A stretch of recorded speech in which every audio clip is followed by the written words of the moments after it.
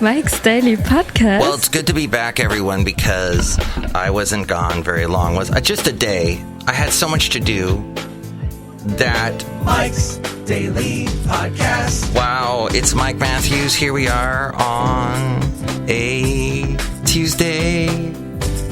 What did I do on my Monday? It just got out of hand, so I had no podcast time with you. So sad. I am going to do one today, though. I'm in Podcastro Valleymont, the last place on earth. That's where we are. Mike's Daily Podcast. Let's see, we've got... Oh, I heard an interesting thing today about the wonders of sleep and Mike's how we Daily need to... Podcast. Oh, I found a good podcast picture. Yeah! We need time to calm down. I'm going to take this picture from Santa Cruz. How about that? Santa Cruz, you can see that at mikesdailypodcast.com. They mentioned that in order to sleep, we oftentimes need to take the worry out of the sleep time and put the worry in the middle of the day. I found that interesting, so that you've spaced it all out and you spend a good amount of time getting out everything that worries you, everything that wakes you up in the middle of the night. Just get that all out in your head. Maybe write it down, plot it out, deal with it head on. The stuff you worry about, just write it down. I find that fascinating. The stuff that bugs you in the middle of the day. You have to find some time, though. You don't want to do it when everybody's, hey, Mike, I need you to do this. Mike, help me out here. Mike. You know, just you need that quiet time. I guess it's sort of like meditation, but the opposite, because there was no way I'd be able to meditate with with all that going on. Another thing was, when you are trying to fall asleep, focus on your breathing, that deep breathing. So when you deep breathe, this, and I heard this on NPR driving into work today, so you know it's true. But no, this one expert said something, and it made a lot of sense, because I think I've tried this and it actually worked. And here's today's podcast picture. If you are focusing on your breaths and you count each time you breathe, sort of like counting sheep, but you're counting the breaths, and you focus on it, like the first couple times your mind starts to wander, and you got to bring yourself back to counting, and eventually you'll fall asleep, she said. This expert. I didn't catch her name, no. But yes. So I think that's something like that is what we need to remember in today's world, where so much is going on, and we're working from home, and we don't have any barriers, because there's, I got to answer that email and take care of that thing, and Basil needs this. My elderly dog still gets a bark out now and then, which he sends out to you. So you might be wondering, hey, I'm hearing about all these protests. I want to jump on the bandwagon. I want to help out and protest. Have you feel the protests have left you behind? That big one that happened down the street you wanted to be a part of? You didn't want to break windows, though, of course, or set anything afire. Maybe you wanted to throw something at someone, but you didn't, because you practiced restraint. Good for you. But Yahoo Life has and I think my lovely lady friend is on Yahoo probably for a good 20 minutes, at least 20 minutes a day. But I found this instead of her, which is odd. You could share protests through your social media. People do that a lot.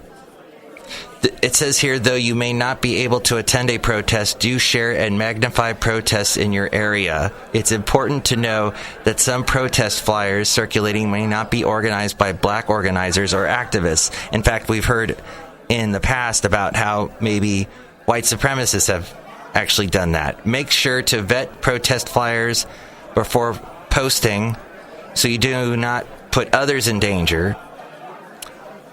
Generally, it is organized by black-led organizations like the NAACP or by a black organizer. It will be heavily advertised by them and their affiliates.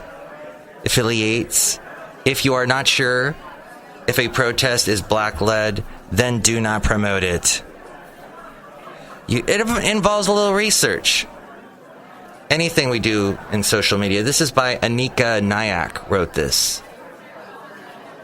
Monitor police scanners. I know a lot of people doing that these days. There's some app that allows you to do it where you can monitor what's going on. And it used to be just the nerds had that capability. Just the guys that were totally into the ambulance chasers is what we used to call them. They would invest in a scanner, some kind of like CB type. It could monitor all the radio signals. Ooh, I watched Super 8 the other day, by the way. That kind of reminded me of that movie. J.J. Abrams did that movie. Steven Spielberg produced it, which was interesting because it was an Amblin. Steven Spielberg, that's his company. He did E.T. with that company. It used to be, though, it was all Universal, and he did this movie with Paramount. Steven Spielberg was like a big Universal Studios guy, and for some reason he went to Paramount to do this, but whatever.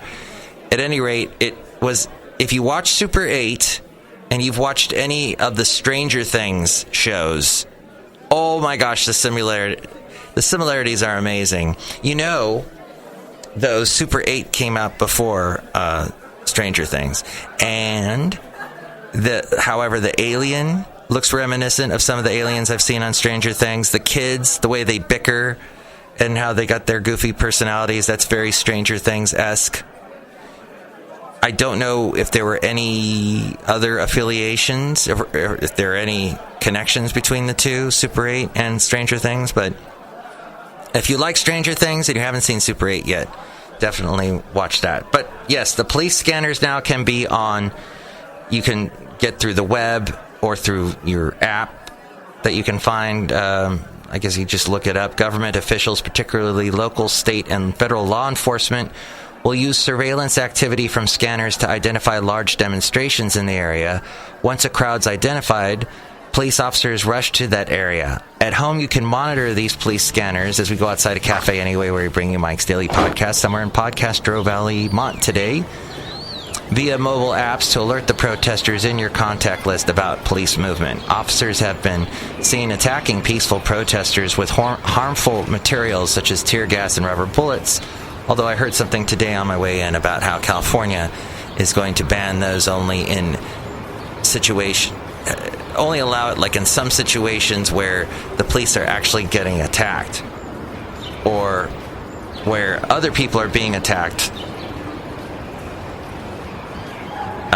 And then, let's see, it says, well, there's other things in this article I don't necessarily agree with, but oh, this is interesting. Donate to bail funds so that arrested protesters can be released quickly and do not have to spend time in jail, which is especially dangerous given the current pandemic. If you want to help local protesters, make sure you donate to bail funds in your area. The National Bail Fund Network is a directory that is actively updated with local community bail funds and a COVID-19 rapid response fund. Make sure you check the needs of the bail fund before you donate. A lot of bail funds that are full may actually direct donations to other organizations or bail funds. And finally, it ended with contact government officials, demand accountability from your government leaders and local law enforcement. Katy Perry did something like that recently, where she reached out directly to, Mayor Garcetti. Is it Garcetti who's the mayor of? Sorry, Los Angeles. I don't know your mayor right now. It's not like a London thing. That's our mayor over here. Los Angeles mayor is currently Eric Garcetti. There we go. Reached out to him with some ideas to help out. So demand accountability from your government leaders and local law enforcement. They have enacted and approved policies that perpetuate racial injustice and enable if they have done that, wrongful conviction. Search online for the numbers and emails from your local police department to the office of your congressional representatives. If a protester has been wrongfully detained or deeply injured, hold your government representatives accountable. So there you go. As we are outside a cafe anyway, where we bring you Mike's Daily Podcast, somewhere in Podcastro Valley, Mont. Look who's here. Hi, Mike. It's Benita the Rodeo Queen. How y'all doing? Answer this gruff little player, tell you what. What? I'm protesting by sitting on my chair in my house watching the Andy Griffith Show. Okay. Guess everybody's got their way of doing it. Look who else is here. Hello, Mike. I make the delicious root beer. Have some right now. Oh, boy. I'm glad you didn't use your violent language today. I'll cut you. Oh, no. All right, I'll drink some right now.